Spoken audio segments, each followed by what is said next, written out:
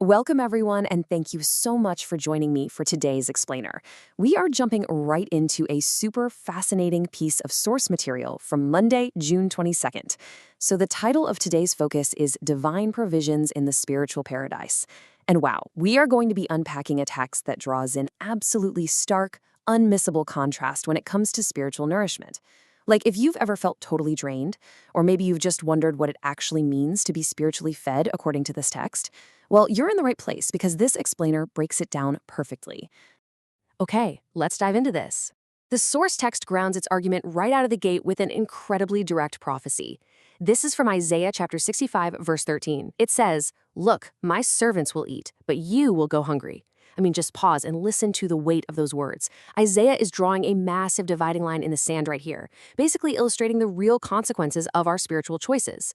On one side, the text describes servants who are eating, they're actively nourished and cared for, but on the exact opposite side, an entirely different group is depicted experiencing the deep, aching pain of going hungry. It's a prophetic hook that sets the stage for a condition the source argues exists right now, today. We're not just talking about physical food here. It's about a much deeper, profound type of sustenance that literally dictates a person's entire spiritual well-being. So, to really understand what Isaiah is getting at, the source introduces this concept of the spiritual paradise. Now, let's be clear, this isn't some physical location you can just point to on a map. Actually, scratch that. It's more like a unique condition or a state of being. The text defines it as a condition where Jehovah abundantly satisfies the spiritual needs of his worshipers. And how exactly does the source say he does this? Well, by supplying them with his Holy Spirit and his written word. Being in this specific condition means your spiritual cup isn't just filled up, it is completely overflowing. It creates this incredible environment of profound security and peace, completely regardless of whatever chaos might be happening in the physical world around us. And this brilliantly illustrates a really stark dichotomy between two totally different realities. On the inside of this spiritual condition, the whole experience is described as eating, drinking, and rejoicing. It's basically a state of total abundance. The source material beautifully ties this to Revelation 22:17, which actually extends this open invitation to anyone thirsting to take the water of life for free.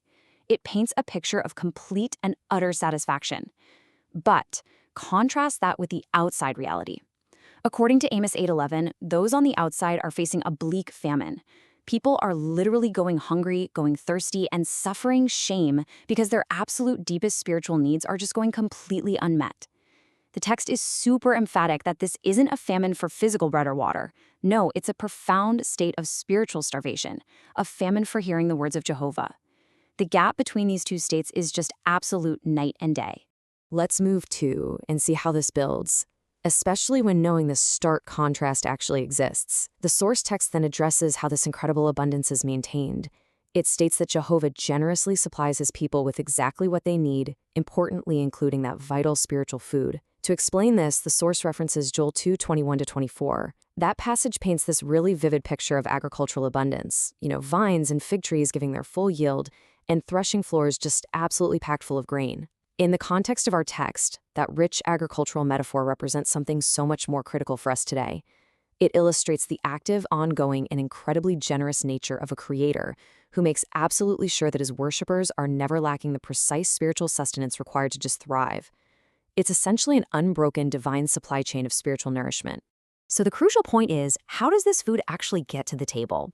While the source outlines several highly specific, super practical channels of divine provision that are used to distribute this nourishment. First up, there is the Bible itself, serving as the absolute primary source.